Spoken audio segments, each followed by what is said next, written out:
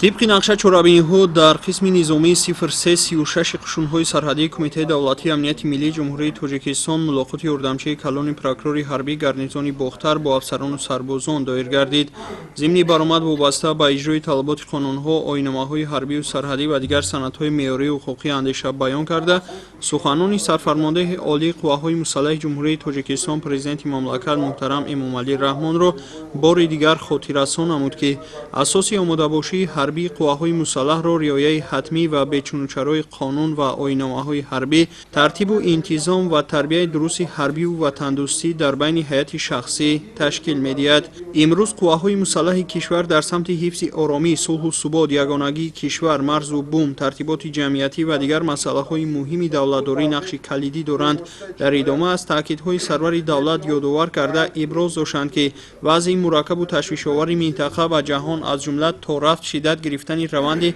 از نو تقسیم کنی دنیا، یراقناک شوی با شتاب، جنگ سرد، تهدید و خطرهای معاصر، تروریسم و اکستریمیسم، قاچاق سلاح، جنایت‌های کیبری و دیگر جنایتکاری‌های متشکل فراملی ما را وادار می‌سازد که برای تأمین نمودن امنیت مدافعی کشورمان تدبیرهای علاوه‌ای اندیشیم. همزمان به هیئت شخصی بندهای نو قانون جمهوری تاجیکستان درباره وارد نمودن تغییر به کدکس حقوق بیرونکنی ماموری جمهوری تاجیکستان و قانون جمهوری تاجیکستان درباره وارد نمودن علاوه به کدکس جنایتی جمهوری تاجیکستان اوید به استفاده نیروی برق شرح و توضیح داده شد. تاکید گردید که 15 اپریل سال 2025 پرزیدنت جمهوری تاجیکستان محترم امامعلی رحمان در قطار دیگر قانون‌ها با قانون جمهوری تاجیکستان درباره وارد نمودن تغییر به کدکس حقوق بیرونکنی ماموری جمهوری تاجیکستان و قانون جمهوری تاجیکستان درباره وارد نمودن علاوه به کدکس جنایتی جمهوری تاجیکستان امضا گذاشتند. هدف اساسی وارد نمودن تغییر به ماده 382 کدکس حقوق بیرونکنی ماموری جمهوری تاجیکستان و به کدکس جنایتی جمهوری تاجیکستان